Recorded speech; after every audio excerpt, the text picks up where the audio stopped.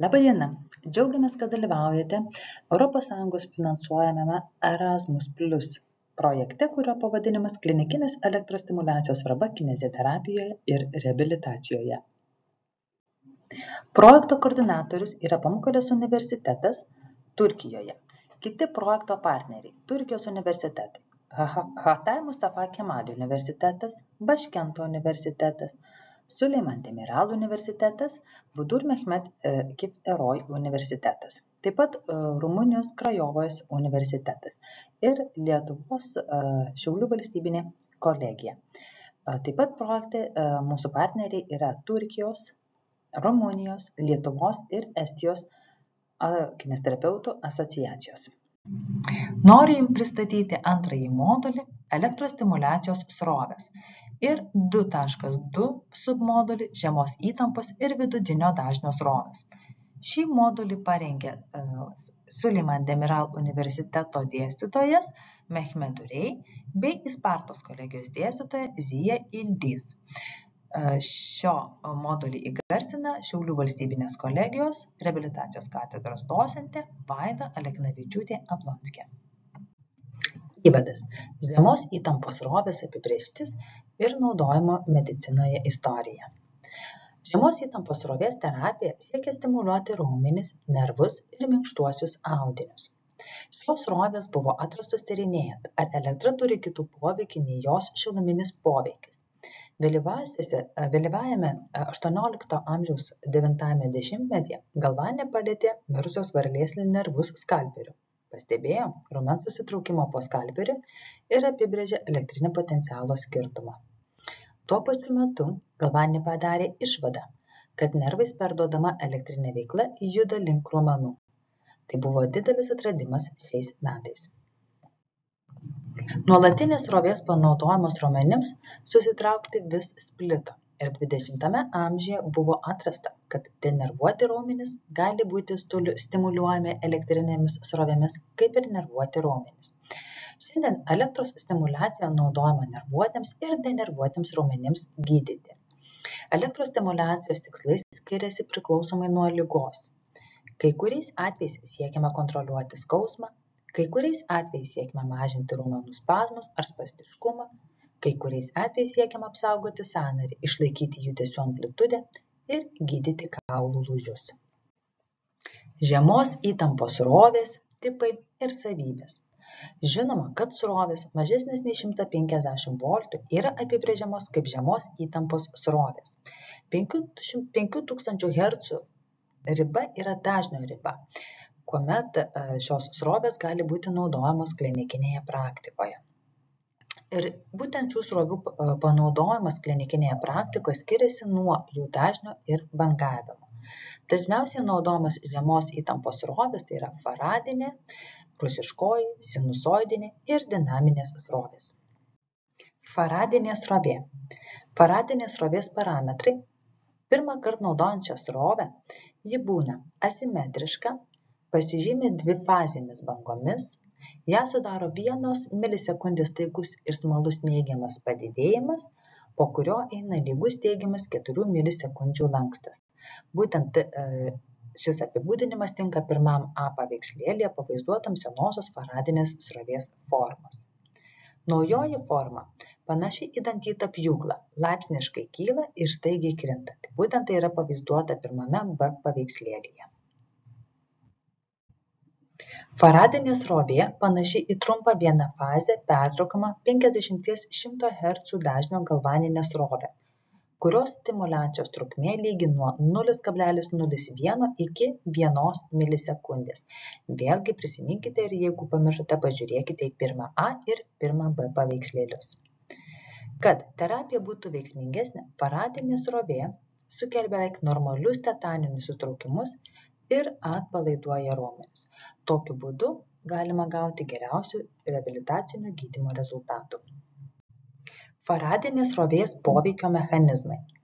Tinkama impulso trukmė, stiprumas ir forma sukuria nervo veikimo potencialą. Veikimo potencialas keliauja iki raumens ir pasklidęs po raumenines skaidulas skatina jas susitraukti. Įprastai pirma susitraukia oksidacinės, pirmo lėtai susitraukiančios raumeninės skaidulos, o po jų greitai susitraukiančios glikolitinės antro tipo skaidulos. Taikant faradinę srovę tiesiogiai ir motorinius vienetus ir raumenis, ši tvarka pasikeičia atvirkščiai. Faradinės srovės naudojimo sritis. Padidėjusi raumenų apimtis ir jėga. Antroji – padidėjęs glikogeno kiekis, adenozitrifosfato sintetinimo geba ir apykaita. Trečioji – raumens susitraukimų užtikrinimas arba skatinimas. Ketvirtoji – edemų valdymas didinant venų ir limfos apytaką, būtent taikant su faradine srove ir spaudimu. Penktoji – raumenų denervacijos tyrimai ir gydymas. Šeštoji – raumenų regeneracijos spartinimas. Septintoji – raumenų permokymas arba taip vadinamasis raumenų retreniravimas. Priešpaskutinioji – adhezijos prevencija ir minkštųjų audinių tempimas. Gydymo faradine srove protokolas ir praktinė informacija. Impulsų trukmė turėjo būti nuo 0,1 iki 1 milisekundės, dažnis nuo 50 iki 100 Hz. Naujausi prietaisai turi daugiau išvesties kanalų ir skleidžia labiau pakenčiamos formos srovę. Tai reiškia, pacientams ji yra malonesnė. Pertraukiamos srovės, kurių impulsai trunka 100 milisekundžių, kartojamas 20 kartų per minutę. Ir atsaką galima gauti iš denervuotų raumenų tokiu atveju. Taip pat tokios srovės leidžia įnervuotiems raumenims greitai susitraukti, o denervuotiems susitraukti lėtai. Nors mažiems savo apimti raumenims rekomenduojama naudoti mažiau impulsų, mažiau intensyvę srovę, gydymo seansų turi būti daugiau. Atsižvelgiant į raumenų išsekimą, gydymo seansai dalijami į 2 arba 3 dalis. Ir gydymas galėtų būti 10-15 seansų arba 2-3 savaitės optimaliam susitraukimo greičiui įgyti. Taip pat 20-25 seansai arba 4-5 savaitės raumenų jėgai įgyti. Ir 35 seansai arba 7 gydymo srovės savaitės raumens ištvermingumui gerinti. Rusiškoji srovė. Rusiškosios srovės naudojimo istorija bei parametrai. 20 amžiaus 7-ame dešimtmetyje šios srovės buvo vadindamos intervencinėmis. 1977 metais Jakovas Kocas pareiškė, kad ši srovė padidina stipriausių atletų raumenų jėgą iki 40%. Tai jis pareiškė atlikęs daugybę mokslinių tyrimų būtent su atletais. Na ir rusiškosios srovės parametrai yra būdingi ir ypatingi tuo, kad jai yra būdingas didesnis įsiskverbimas ir atsparumas palyginti su žemos įtampos srovėmis. Rusiškoji srovė yra vidutinio dažnio kintamoji srovė, kurios dažnis yra lygus 2500 Hz. Rusiškąją srovę sudaro vienas po kito sekantis polifazinių bangų pliūpsniai. Būtent kaip tai atrodo yra pateiktame antrame paveikslėlyje. Kiekvienas srovės periodas kurį sudaro apie 50 periodų per sekundę, taigi kiekvienas periodas susideda maždaug iš 10 milisekundžių pliūpsnio, 10 milisekundžių poilsio intervalo ir po jo sekančio vėl 10 milisekundžių pliūpsnio. Dažniausiai rekomenduojama taikyti šiuos rusiškosios srovės parametrus. Impulso trukmė nuo 50 iki 400 milisekundžių. Srovės parametrų dažnis turėtų atitikti nuo 1000 iki 2500 Hz. Ir dūžio ciklas turėtų būti 5-15 sekundžių. Rusiškosios srovės poveikio mechanizmas. Su rusiškąja srove. Motoriniai vienetai susitraukia neselektyviai. Kadangi stambiausi motoriniai vienetai susitraukia pirmi, aktyvuojama daugiau raumeninių skaidulų nei maksimalaus valingo raumens susitraukimo metu. Neselektyvus ir asinchroniškas raumeninių skaidulų aktyvavimas neleidžia taip greitai nuvarti raumenims.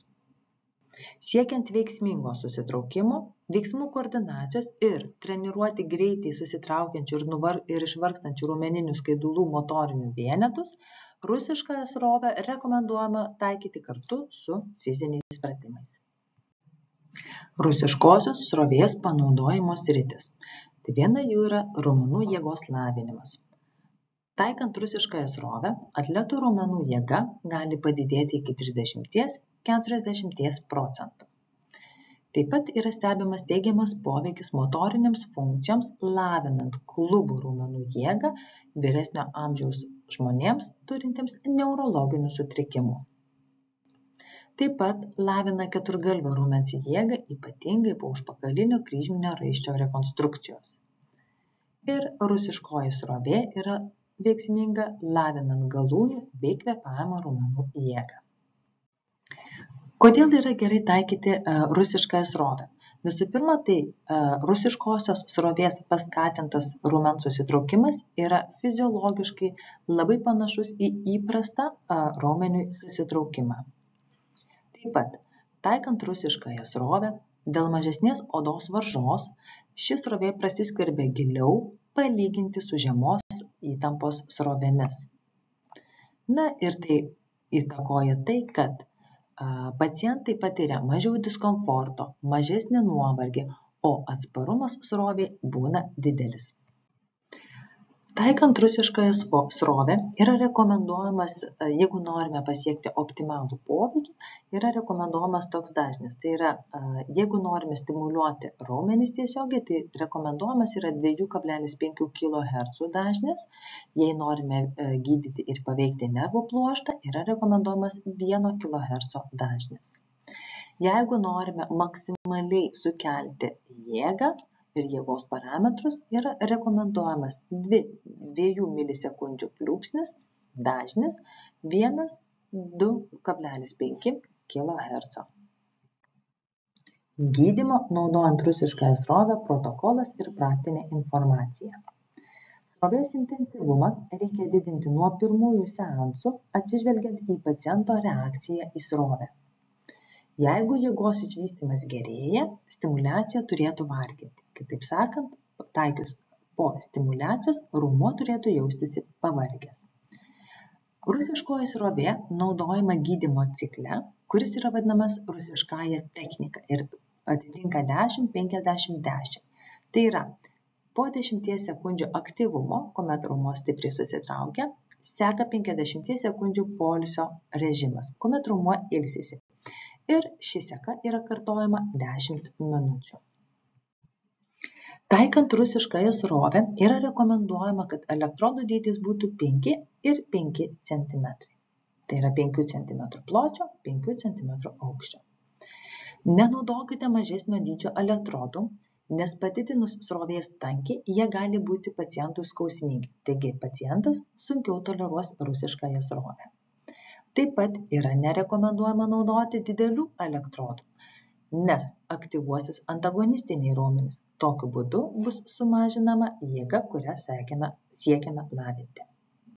Sinusoidinė srovė. Sinusoidinės srovės parametrai. Sinusoidinė srovė tai yra simetriška sinusinė banga, kurios dažnis yra 50 Hz. Sinusoidiniai srovė yra būdinga 100 impulsų per sekundę, kai vieno impulso trukmė yra 10 milisekundžių. Tai yra pavaizduota trečiame paveikslėlyje, kaip atrodo sinusoidinė srovė. Taigi, taikant elektrostimulaciją į sinusoidinę srovę, per 1 sekundę mes gauname 100 impulsų, kurių vieno impulso trukmė yra 10 milisekundžių. Sinusoidinę srovę naudojame ritmiškiams raumenų susitraukimams sukelti. Na ir įprastai sinusoidinė srovė yra pasiskirsto dideliame plote ir ji yra taikoma tokia sensoriniai stimulacijai. Sinusoidinės srovės poveikio mechanizmas. Sinusoidinė srovė sukuria pojūtį, tarsi oda būtų durstoma arba veikiama mažomis adatėlėmis. Motorinius nervus galima stimuliuoti, didinant srovės intensyvumą, tačiau tai visą laiką turi būti komfortabilu pacientui. Norint aktyvinti kraujotaką, taikant sinusoidinės srovės, gali pasireikšti eritrema. Na ir aukšto dažnio dvifazės srovės aktyvuoja kalio kanalus, o ne natrio kanalus. Taigi, nervo laidumo blokada ir analgezinis poveikis pasireiškia taikant sinusoidines sroves. Taigi, kur galima taikyti sinusoidines sroves? Tai galima taikyti skausmo valdyme, jutimų įvertinime, žaizdų gydyme, denervuotų raumenų stimuliacijoje ir įnervuotų raumenų stimuliacijoje. Ir kadangi taikant sinusoidinę srovę yra būtina aukšto intensyvumo srovė, pacientas gali sunkiai pakęsti ją, todėl, kad, kaip ir minėjau, ji yra būdinga, jos pojūtis taikant ją yra būdingas į badančių adatėlių pojūtį. Gydymo naudojant sinusoidinę srovę protokolas ir praktinė informacija. Gydant viršutinės kūno galūnes, pacientą rekomenduojama pasodinti į kėdę. Taikant gydymą apatiniams kūno galūnėms, pacientą rekomenduojama paguldyti ant nugaros arba šono. Taikant gydymą srovę reikia stiprinti iki tol, kol pacientas pajaučia lengvą traukimą ir dilgčiojimą ir šie du pojūčiai jam yra komfortabilūs. Stimuliuojant motorinius nervus, mes turime pamatyti raumens susitraukimą, tai yra turime išgauti atsaką. Na ir kad pacientas jaustųsi geriau, taikant sinusoidines srovės įvedimo vietą galima sutepti drėkinamuoju kremu arba druskos tirpalu. Diadinaminės srovės. Diadinaminių srovių naudojimo istorija bei parametrai. Diadinaminės sroves 20 amžiaus pradžioje 6 dešimtmetyje galimybės išplėtojo prancūzas Pierre Bernaras. Šios srovės pasižymi minkštųjų audinių pažeidimų ir sisteminių sutrikimų skausmo malšinimo poveikiu. Tai yra galvaninės ir faradinės srovės kombinacija. Ir yra 5 diadinaminių srovių tipai. Jie yra skiriami į monofazinius, dvifazinius, trumpo periodo, ilgo periodo ir ritmo sinkopę. Monofazinė diadinaminė srovė. Tai yra vienakryptė 50 Hz dažnio srovė. Jos forma yra sinusoidinė banga. Jos svyravimo intervalas yra 10 milisekundžių. Būdingas skausmo malšinimo poveikis yra silpnas, tačiau ilgai trunkantis. Taikant monofazinę diadinaminę srovę yra jaučiami itin stiprūs virpesiai ir stiprus sujaudinimo pojūtis. Monofazinė diadinaminė srovė yra naudojama pasireiškus spazminiam kaklui, skausmui ir kai reikia stimuliuoti simpatinius mazgus. Diadinaminės srovės dvifazinės srovės tipas. Tai yra dvikryptė 50 Hz dažnio srovė. Jos poveikis yra malšinti skausmą, mažinti simpatinės nervų sistemos tonusą. Ji yra įvedama 10-15 sekundžių intervalais, siekiant moduliuoti skausmą. Ir kadangi audiniai greitai prisitaiko prie šios srovės tipo, optimalus įvedimo laikas yra 1-2 minutės. Ir ši srovė naudojama iki įvedant kitų tipų diadinaminės sroves. Diadinaminės srovės trumpo periodo tipas. Tai jį sukuria sekundės trukmės ritminiai pokyčiai. Reguliaraus intervalų viengubo ir dvigubo impulso srovė yra būdinga šiam tipui. Šis tipas pasižymi vazodilataciniu, hipereminiu ir skausmą malšinančiu poveikiu. Srities veikimo laikas yra rekomenduojama 3-5 minutės. Ūmiais atvejais šį diadinaminės srovės tipą galima naudoti 2 kartus per dieną. Kartais, kitais atvejais yra rekomenduojama taikyti kartą per dieną. Diadinaminės elektros srovės ilgo periodo tipas. Po 6 sekundžių monofazinės tėkmės ji virsta dvifazinė tėkme. Įvyksta antros pusbangės, kuri trunka 6 sekundžias, metu su laipsniškai didėjančia amplitude ir trunka apie 6 sekundės. Pasižymi slopinančių ir skausmą malšinančių poveikių. Šios srovės tipą nustačius atitinkamą intensyvumą, pasireiškia lygiojo raumens stimuliacinis poveikis. Na ir šio tipo diadinaminė srovė yra naudojama gydant neuralgiją, mialgiją, lumbagą, bendrus lokomotorinės funkcijos sutrikimus ir skrandžio bei žarnyno hipotoniją. Diadinaminės elektros srovės ritmo sinkopės tipas. Jai yra būdinga monofazinė moduliacija su 1 sekundės perėjimu ir 1 sekundės poilsio ritmais. Taip pat yra būdinga lygiaverčiai impulso ir poilsio periodai 1 sekundės perėjimuose. Šiam srovės tipui yra būdinga, tai yra vienakryptė 0,5 Hz dažnio srovė. Na ir jos poveikis yra sutraukti raumenis, tačiau ji gali dirginti. Ir būtent diadinaminės srovės ritmo sinkopės tipo elektros stimulacija yra labai sunku pakęsti, todėl raumenų jėgos lavinimui šią srovę reikia naudoti atsargiai. Diadinaminės srovės poveikio mechanizmas. Analgezinį poveikį aiškinančios teorijos yra kelios. Viena iš jų yra perėjos valdymo teorija, kita opiatų sistemos aktyvavimas, kuris šios sistemos pagrindimas mažinant skausmą yra grindžiamas per padidintą ir suaktyvintą endorfinų išsiskyrimą. Na ir skausmo ir slopinimas ir srovės pakentimas gali būti pasiekiami palaikant trumpus impulso ir poilsio laikus. Na ir tokiu būdu yra užtikrinamas dinamogeninio poveikio tęstinumas. Diadinaminės srovės panaudojimo sritis. Tai ji gali būti arba ji rekomenduojama taikyti esant lėtiniams uždegimams ir lėtiniams patempimams. Taip pat degeneraciniams sąnarių ligoms, kraujo apytakos sistemos sutrikimams bei skausmo suvaldymui. Na ir būtent įvedus diadinaminę srovę, jis skatina kraujotakos intensyvumą toje vietoje, kurioje yra veikiama. Padidėjus kraujotakai atsipalaiduoja raumenis, tokiu būdu mažėja edema ir yra malšinamas skausmas. Taip pat diadinaminės srovės yra veiksmingos smilkininio žandikaulio sąnario skausmo valdyme, dismenorėje, stuburgalio skausmo valdyme, osteoartrite, panirimuose, kompleksinio regioninio skausmo sindromo valdyme, mialgijos valdyme, kreivakaklystės, raumenų atrofijos ir neuralgijos valdyme. Esama duomenų, kad mažinant skausmą, ypač monoterapijoje, ši srovė veiksmingesnė už tiesioginę srovę ir TENS. Gydymą naudojant diadinaminę srovę protokolas ir praktinė informacija.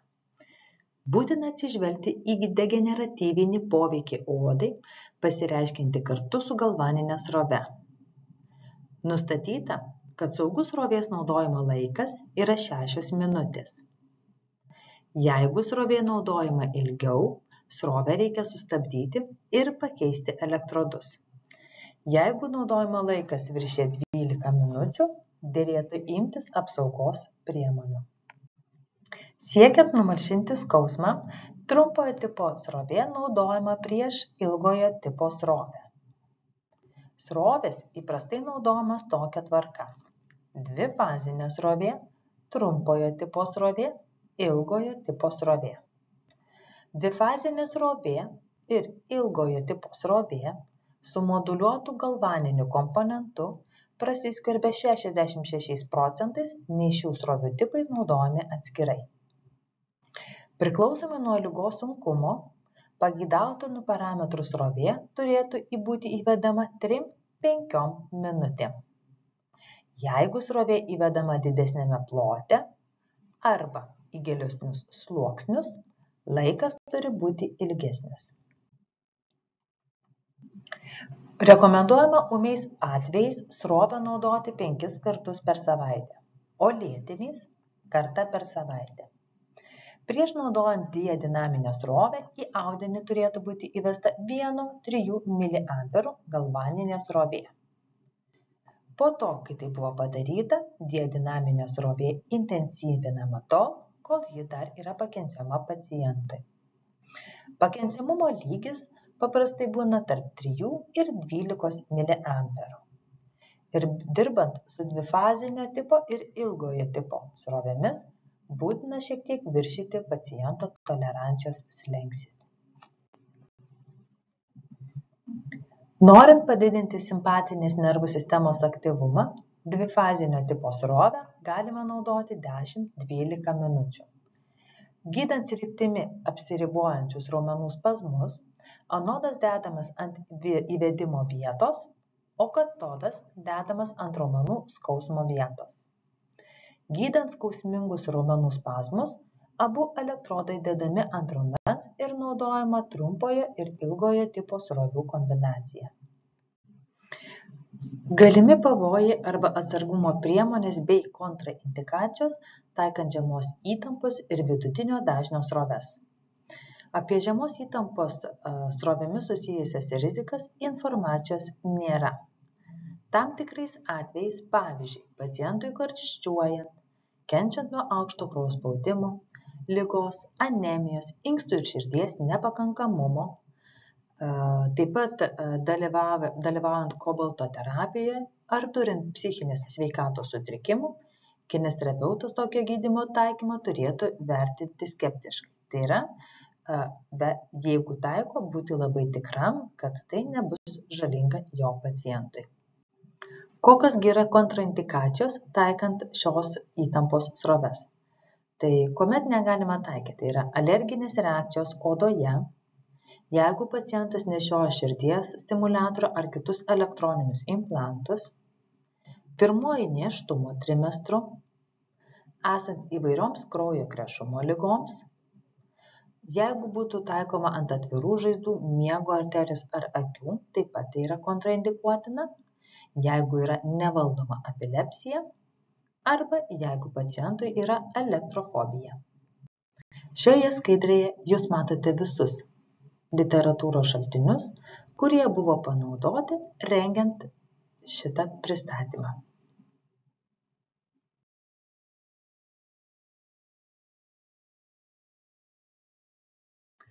Ačiū, kad domitės elektrostimuliacija ir štai čia yra visi mūsų projekto partneriai.